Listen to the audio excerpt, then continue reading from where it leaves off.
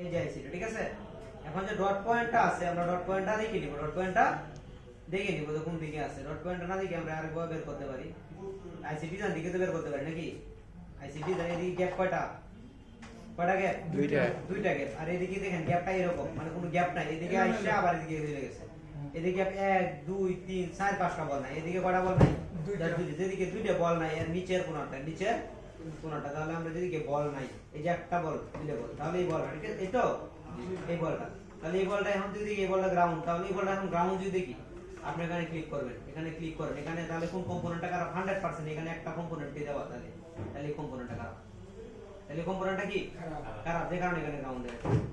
এই পাঁচটা থাকে, তাহলে পাঁচটা থেকে একটা খারাপ, তখন এখানে যত আইসি লাগান কাজ করবেন। এখন মনে করেন এই কম্পোনেন্টটা নাই, এই কম্পোনেন্টটা কি নাই, তাও আইসি লাগাইলে কাজ, তখন এখানে মান দেখাইবো তো অয়েল, কত দেখাইবো অয়েল দেখাবে না, এখানে মান 300 মান আমার কথা, এই কম্পোনেন্টটা তো হয়ে মানটা আইসি, এই কম্পোনেন্ট এদিকে আইসি এদিকে আইসি, এখন যখন এখানে মানটা থাকবে না তখন আইসি লাগাইলে এখানে আইসি ট্রান্সফার করবো, কারণ দুই দিকে পজিটিভ না, এটা লাগবে, যে কম্পোনেন্টের দুই দিকে পজিটিভ এটা 100% লাগবে, এটা কি লাগবে। আর যেটা একদিকে পজিটিভ একদিকে নেগেটিভ এটা না হইলেও চলবে, ঠিক আছে।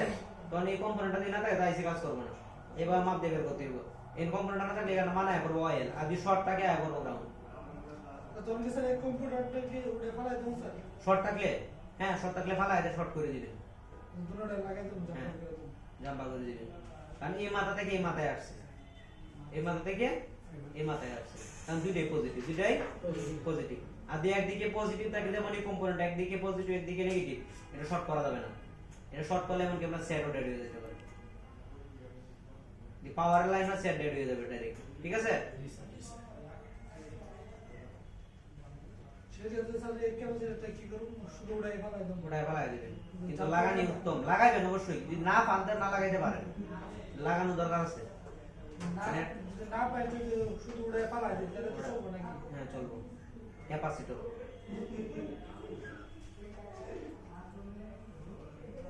তাহলে আইসিটা বিল কাজটা বুঝছেন, এখানে প্রত্যেকটা অডিও বেসমেন্ট আছে, চার্জিং আছে, চিপস, ডিসপ্লে আছে, ইন্টারনাল স্টোরেজ, লাইটিং আছে, সবই আছে এখানে, কি সবই এইভাবে দেওয়া আছে, যে অপশনটা আপনারা এই প্রথম দেখতেছেন। এরপরে আইসি ডাটা শিট, এটা আপনার কাজে লাগবে না, কারণ এটা হচ্ছে তারা এই ডায়াগ্রাম নিয়ে গবেষণা করে,